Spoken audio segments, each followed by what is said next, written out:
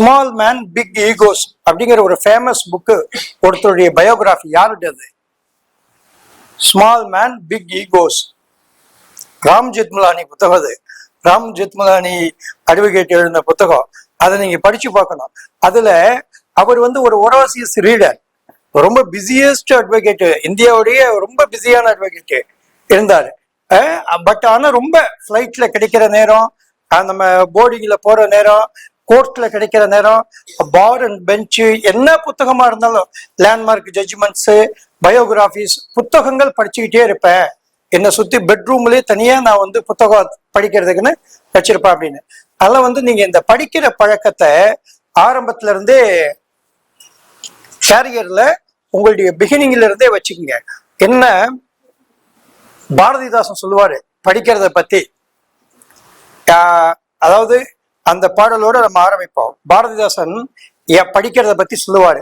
நூலைப்படி, சங்கத்தமிழ் நூலைப்படி, முறைப்படி நூலைப்படி, காலையில் படி, கடும்பகர் படி, மாலை இரவு பொருள்படும் படி, கற்பவை கற்கும்படி, வள்ளுவர் சொன்னபடி கற்கத்தான் வேண்டும், அப்படி கல்லாதவர் வாழ்வது எப்படி, அறம்படி, பொருள்படி, இன்பம்படி, அப்படியே மறைந்த நான் தமிழ் நான்மறை பிறந்தது என்று சொல்லும்படி, அகப்பொருள்படி, அதன் வழி புற பொருள்படி, புக புக படிப்படியாய் புலமை வந்திடுமே என் சொற்படி, சாதி என்னும் தாழ்ந்தபடி நமக்கெல்லாம் தள்ளுபடி, சேதி இப்படி தெரிந்தும்படி, இல்லாவிடில் தீமை வந்துடுமே மறுபடி, பொய்யிலே முக்கால் படி, புரட்டிலே கால்படி, வையகம் ஏமாறும்படி, வைத்துள்ள நூல்களை ஒப்புவது எப்படி, தொடங்குகையில் வருந்தும்படி, ஆயினும் ஊன்றிப்படி, அடங்கா இன்பம் ஆகுமே மறுபடி என்ற ஆன்றோர் சொற்படி.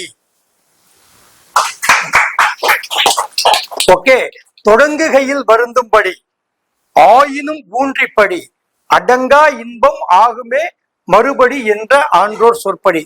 ஆரம்பிக்கும் போது, எதுவும் துவங்கும் போது, அந்த பிகினிங்ல அந்த ஸ்டார்டிங் கஷ்டமா தான் இருக்கும்.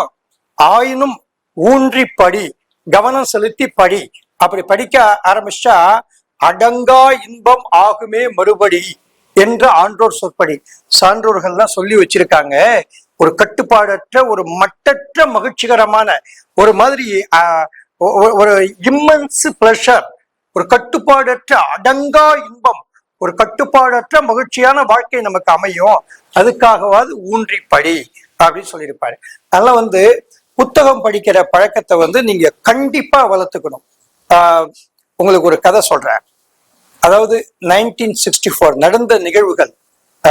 நான் எப்பவுமே எந்த உதாரணமே சொல்ல மாட்டேன். நடந்த நிகழ்வுகள், நான் படிச்ச விஷயங்கள், நான் கண்டுணர்ந்த விஷயங்களை தான் ஷேர் பண்ணுவேன். 1964 காரைக்குடியில நடந்த சம்பவம். வழக்கம் போல SSLC ரிசல்ட் வருது. ஒரு புத்தகம் என்ன செய்யும், ஒரு வாசிப்பதால் என்ன கிடைக்கும், ஒரு புத்தகம் மனுஷனை எப்படி மாற்றும், அது எப்படி ஒரு வெற்றிகரமான வாழ்க்கைய அமைச்சு கொடுக்கும் அப்படின்னா, 1964 10th ரிசல்ட். அப்பெல்லாம் PUC இருந்தது இல்லையா, ரிசல்ட் வருது. வரப்போகுது, எல்லாரும் வெயிட் பண்ணிட்டு இருக்காங்க. அந்த காரைக்குடி பெரும்பாலும் செட்டி நாட்டு மக்கள் அதிகமா இருப்பாங்க, மற்ற இனத்தவரும் கலந்து இருப்பாங்க. அப்போ ஒரு பையன் வழக்கம் போல ரிசல்ட்டுக்கு வெயிட் பண்ணிட்டு இருக்காரு. ரிசல்ட் இவருக்கு சரியா கணக்கு வரல. இவரு செட்டி நாட்டு மக்கள், அவங்க அந்த செட்டியார் இனத்தை சார்ந்தவர் அல்ல, வேற பேக்வர்ட் கிளாஸ். அப்போ இவருக்கு கணக்கு வரல. மற்ற பசங்கள்லாம் கணக்கு நல்லா போடுறாங்க, இவருக்கு கணக்கு வரலன்னு சொல்லிட்டு ஒரு ரொம்ப ஃபீல் ஆகுறாரு. இவரை வீட்டுல சத்தமும் போடுறாங்க, அடிக்கடி திட்டுறாங்க. ரிசல்ட் வரட்டும் பாரு, அதுக்கப்புறம் ஒன்று என்ன பண்றாங்க, சொல்லி வச்ச மாதிரி ரிசல்ட் வருது. ரிசல்ட் வந்தா இவர் ஃபெயில் ஆயிடுறாரு. இந்த பையன் ஃபெயில் ஆயிடுறாரு. அதுவும் கணக்கு பாடத்திலே ஃபெயில் ஆயிடுறாரு. ஃபெயில் ஆன உடனே இதுக்கப்புறம் வீட்டுக்கு போனா நம்ம அடிச்சு கொண்டு வாங்க, நமக்கு அசிங்கமா போச்சு, பக்கத்து வீடுகள்ல நம்ம ரொம்ப ஏளனமா பேசுவாங்க, நம்ம சக நண்பர்கள் நம்மளை கொச்சப்படுத்தி பேசுவாங்க, அவமானப்படுத்துவாங்க அப்படின்னு சொல்லிட்டு, இதுக்கு மேல வாழ்ந்து என்ன ஆக போகுது அப்படின்னு சொல்லி ரயில்ல தற்கொலை பண்ணிக்கலாம்னு சொல்லிட்டு ரயில்வே ஸ்டேஷனுக்கு வரார். ரயில்வே ஸ்டேஷனுக்கு ஒரு 12 மணி அந்த மாதிரி நேரத்துல வரார். அடுத்த ட்ரெயின் 3:30 மணிக்குன்னு சொல்றாங்க. அது வரைக்கும் என்ன பண்றது, வெயிட் பண்ணிட்டு தானே இருக்கணும். அப்ப வெயிட் பண்ணிட்டு இருக்காரு. போய் லொக்கேஷன்லாம் பார்த்துட்டு பொசிஷன்லாம் எடுத்துட்டு வந்துடுறாரு. அதாவது பொசிஷன் எடுக்கிறதுக்கு லொக்கேஷன், ட்ரெயின் எப்படி வரும், நம்ம எப்படி ஜம்ப் பண்ணணும், எப்படி தப்பி தவறியும் தப்பி விடாம சாகணும், ஓகே. ஸோ அப்படிலாம் போய் ஜம்ப் பண்றதுக்கு லொகேஷன் பாக்குறாரு. இடத்த பார்த்துட்டு வந்து சரி அது வரைக்கும் என்ன பண்றது, டீ கடையில உட்காந்து ஒரு டீ சாப்பிட்றாரு. சரி இந்த கடையில புத்தகம் எல்லாம் தொங்கும் இல்லையா, வார இதழ்கள் இந்த மாதிரி புத்தகம், அப்படி ஒரு புத்தகத்தை பாக்குறாரு. அந்த புத்தகத்தை எடுத்து சரி சாவறதுக்கு முன்னாடி கடைசியா இப்படி ஒரு புத்தகமாவது பார்ப்போம் அப்படின்னு சொல்லிட்டு பாக்குறாரு. அந்த புத்தகம் படிக்கிறாரு. ஒரு 5 பக்கம் 10 பக்கம் படிச்சா இன்ட்ரெஸ்டா இருக்கு. சரி அந்த ஆளு ஒரு முக்கியமான ஆளு, அவருடைய புத்தகத்தை பத்தி படிக்கிறாரு. நாட்டுல ஒரு முக்கியமான ஆளு, ஒரு முக்கியமான தலைவர், சரி என்னதான் எழுதி வச்சிருக்கான் அப்படின்ட்டு படிக்கிறாரு. படிச்சுட்டு இருந்தேன். அப்புறம் மதிய நேரம் ஆகுது. சாப்பாடு அங்கேயே சும்மா சமோசா டீ இந்த மாதிரி சாப்பிட்டுக்கிறாரு. சரி இன்னும் கொஞ்ச நேரம் கழிச்சு சாவ போறோம், எல்லாத்துக்கும் ஃபுல் மீல்ஸ் இருக்கிறத சாப்பிட்டுட்டு சாவதுன்னு போறோம். சரி ஜம்ப் பண்ணி குதிக்கணும் இல்லையா அப்படின்ட்டு கம்மியா சாப்பிட்றாரு. சாப்பிட்டுட்டு இது பண்றாரு. புத்தகத்தை பாக்குறாரு. அந்த இடத்த பாக்குறாரு. போய் பார்த்துட்டு வந்துடுறாரு. ட்ரெயின் வந்தா கரெக்டா எந்த இடத்துல நிற்கும், இந்த டீ கடை கடங்களை கேட்கிறாரு. நம்ம வேற பிளாட்ஃபார்ம் வேற இதுல உட்காந்துடக்கூடாதுல்ல, ட்ரெயின் போயிரும்ல, இவ்வளவு நேரம் வெயிட் பண்ணிட்டு வீணா போயிடும் இல்லையா, நம்ம டார்கெட் அச்சீவ் பண்ண முடியாதுல்ல. ஸோ அதெல்லாம் எல்லாம் பார்த்துருக்காரு. அந்த புத்தகத்தை படிக்கிறார். அந்த மீன் டைம் டீ சாப்பிட்டு படிக்க படிக்க படிக்க அவருக்கு ஒரு இன்ட்ரெஸ்ட் ஆகுது. ஒரு 5 10 பக்கம் 15 பக்கம் 20 பக்கம், மணி 1 ஆகுது 2 ஆகுது, இன்னும் 1 மணி நேரம் இருக்கு, 3:30 மணிக்கு ட்ரெயின், மணி 2 2:30 ஆகும்போது இவருக்கு ஒரு ஆச்சரியமா இருக்கு. அந்த புத்தகம் என்னடா இவரை நம்ம ஒரு பெரிய தலைவர், பெரிய ஆளு, பெரிய மகான் நினைச்சிட்டு இருக்கோம், இந்த ஆளு இவ்வளவு அழிச்சாட்டியம் பண்ணிட்டு இருந்திருக்காரா, இந்த ஆளே தம் அடிச்சிருக்காரா, இந்த ஆளே பொய் சொல்லியிருக்காரா, இந்த ஆளும் இப்படிதான் சின்ன வயசுல ஆட்டம் போட்டு தெரிஞ்சாரா, இந்த ஆளும் ஃபெயில் ஆயிருக்காரா, அப்படி படிக்க படிக்க படிக்க ஒரு மனசு இதாகுது. இந்த புத்தகத்தை படிக்க படிக்க படிக்க இன்னும் கொஞ்சம் சீக்கிரம் ட்ரெயின் வரதுக்குள்ள அதை படிச்சு முடிச்சிருந்தோம். அட்லீஸ்ட் சாவறதுக்கு முன்னாடி இந்த புத்தகத்தை படிச்சோமேங்கிற அளவுக்காவது படிக்கணும்னு சொல்லிட்டு அப்படியே பக்கத்தை திருப்பிட்டே இருக்காரு. 30 40 பக்கம் அப்படி இப்படின்னு வந்த உடனே கொஞ்சம் புக்கு ஃபாஸ்டா போகுது. இப்ப ட்ரெயின் சத்தம் கேட்குது. ட்ரெயின் தூரத்துல இருந்து சத்தம் ட்ரெயின் வருகிற, ரயில் வருகிற ஓசை, பலத்த ஓசை நெருங்குகிறது. பிளாட்ஃபார்முக்கு வருது.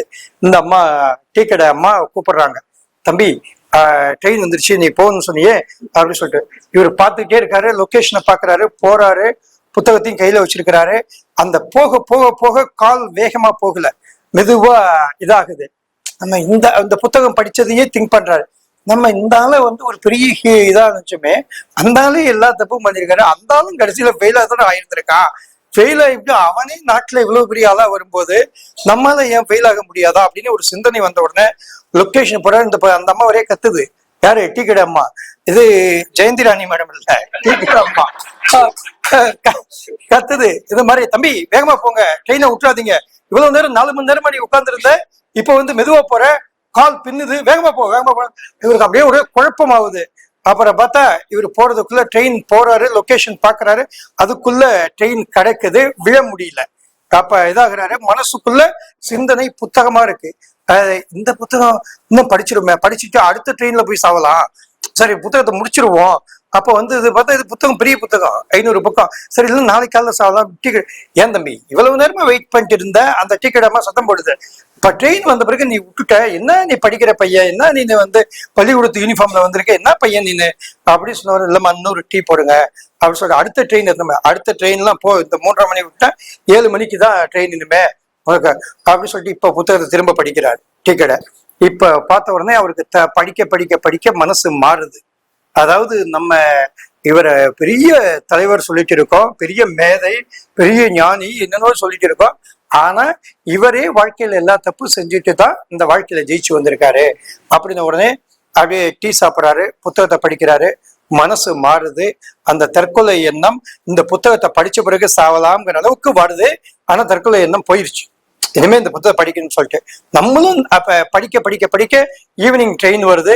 ஈவினிங் ட்ரெயின் வர்றதுக்குள்ள கிளம்ப போறாரு. அந்த அம்மாவே சத்தம் போடுது, ஏடா தம்பி ஈவினிங் ட்ரெயின் எத்தனை மணிக்குன்னு கேட்க, இவ்வளவு நேரம் உட்கார்ந்துருந்து இப்ப கிளம்புறங்கிற அப்படின்ட்டு கிளம்பி போறாரு. வீட்டுக்கு போனவர் தான் சாஸ்டாங்கம்மா பெற்றோர்கள்ட்ட இவர்தான் ஃபெயில் ஆயிட்டான்னு தெரிஞ்சு போச்சு இல்லையா, போய் மன்னிப்பு கேட்கிறார். நான் ஃபெயில் ஆனது உண்மைதான், நான் படிக்காம இருந்தது, ஆனா கண்டிப்பா வர வருஷம் நான் படிச்சு பாஸ் பண்றேன், என்னை நம்புங்க, என்னை மன்னிச்சிருங்க, நான் அலட்சியமா இருந்தது உண்மைதான், உங்களுக்கு கெட்ட பேர் உண்டாக்குனது உண்மைதான், என்னால உங்களுக்கு மற்றவங்க முன்னாடி ஒரு தலைக்குணவு ஏற்பட்டது உண்மைதான், நான் கண்டிப்பா இது பண்றேன். என்னடா பெருசா ஞானி மாதிரி பேசுறேன் அப்படிங்கிறாரு. புத்தகத்தை வச்சுட்டு நான் அந்த புத்தகத்தை படிச்சு நான் கண்டிப்பா வந்துடுறேன், முதல்ல போய் 10th புத்தகத்தை ஒழுங்கா படுறா அப்படின்னு சொல்லி சத்தம் போடுறாங்க. இவர் படிக்கிறார். படிச்சு அந்த தற்கொலை எண்ணம் சுத்தமா போயிருச்சு. இப்ப வராரு, படிக்கிறாரு, ரொம்ப தீவிரமா பயிற்சி செய்து பார்க்கிறார். அந்த எந்த கணித பாடத்துல தோல்வியிட்டாரோ அந்த பாடத்தை முழு மூச்சா படிக்கிறார். அடுத்த அட்டம்ப்ட்ல வந்து ரொம்ப ஈஸியா பாஸ் பண்றார். யூஜி முடிச்ச பிறகு பிஜி வந்து சட்டக்கல்லூரியில் சேருகிறார். சட்டம் படிக்கிறார். சட்டம் படிச்சு புகழ்பெற்ற வழக்கறிஞராகிறார். எம்ஜிஆருடைய நட்பு கிடைக்குது. எம்ஜிஆருக்கு சில வழக்குகளுக்கு அப்பீர் ஆகிறார். அப்படி பழக்க வழக்கம் மாறுது. அரசு வழக்குரைஞராகிறார். நீதிபதி ஆகிறார். ஜார்க்கண்ட் உயர் நீதிமன்ற தலைமை நீதிபதியாக இருந்த கற்பக விநாயகம் தான் இவர்.